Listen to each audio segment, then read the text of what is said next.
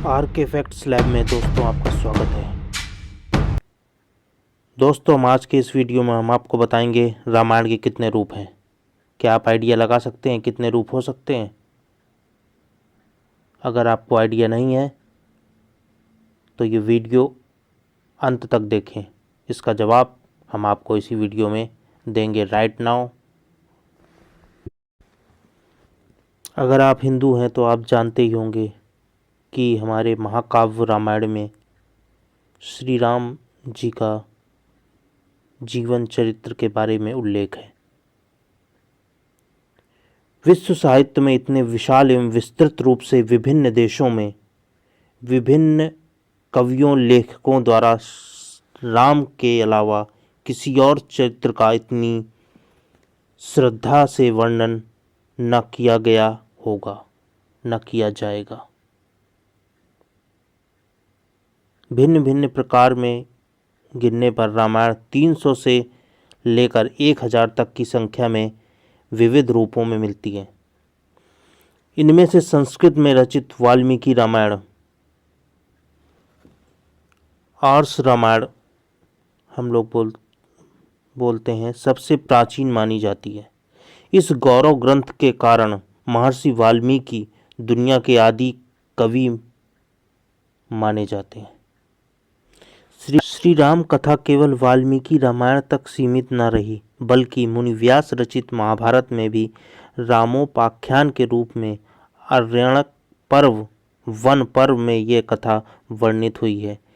इसके अतिरिक्त द्रोण पर्व तथा शांति पर्व में राम कथा के संदर्भ उपलब्ध हैं। और बौद्ध परंपरा में श्री राम से संबंधित दशरथ जातक, अनामक जातक तथा दशरथ कथानक नामक 3 जातक कथाएं उपलब्ध हैं। श्री राम जी का वर्णन जैन साहित्य में राम कथा संबंधी कई ग्रंथ लिखे गए, जिनमें मुख्य हैं विमल सूरी कृत, पौमचर्यम प्राकृतिक, आचार्य रविशेण कृत पद्म पुराण संस्कृत में, स्वयंभूकृत पौमचर्यु अपभ्रंश, रामचंद्र चरित्र पुराण तथा गुणभद्रकृत उत्तर पुराण संस्कृत में। जैन परंपरा के अनुसार राम का मूल नाम पद्म था। यहाँ परमार भोज भी पीछे नहीं रहे।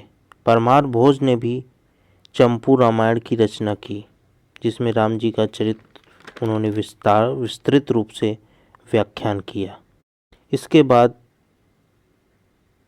अवधि में गोस्वामी तुलसीदास जी ने रामायण जी का चरित्र चित्रण श्री रामचरितमानस लिख के उसमें विस्तृत रूप से व्याख्यान किया, जिसका उत्तर भारत में अधिक से अधिक पढ़ा एवं समझा जाता है, जिसका उत्तर भारत में विशेष स्थान है, जिसके नाम से तुलसी जी प्रसिद्ध हो गए।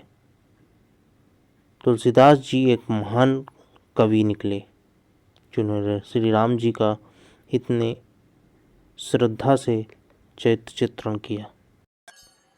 श्री राम जी का व्याख्यान यहाँ रुका नहीं।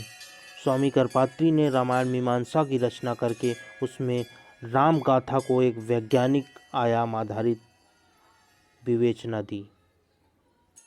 इसी तरह राम कथा अनेक भारतीय भाषाओं में भी लिखी गई। हिंदी में कम से कम 11 भाषाओं में, मराठी में 8 भाषाओं में, बंगला में 25 भाषाओं में, तमिल में 12 भाषाओं में, तेलुगु में 12 भाषाओं में, उड़िया में 6 भाषाओं में, संस्कृत, गुजराती, मलयालम, कन्नड़, असमिया, उर्दू, अरबी, फारसी आदि भाषाओं में राम कथा लिखी गई। वर्तमान में प्रचलित बहुत राम कथाएं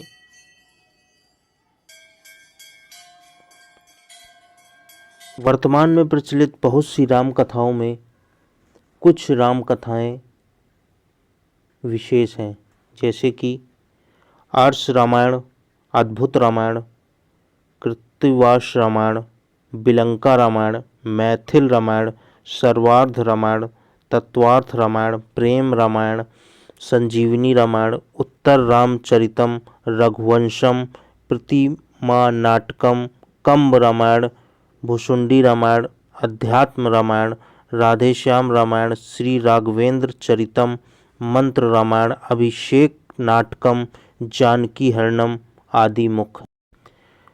भारत में ही नहीं विदेशों में भी राम कथा का व्याख्यान मिलता है।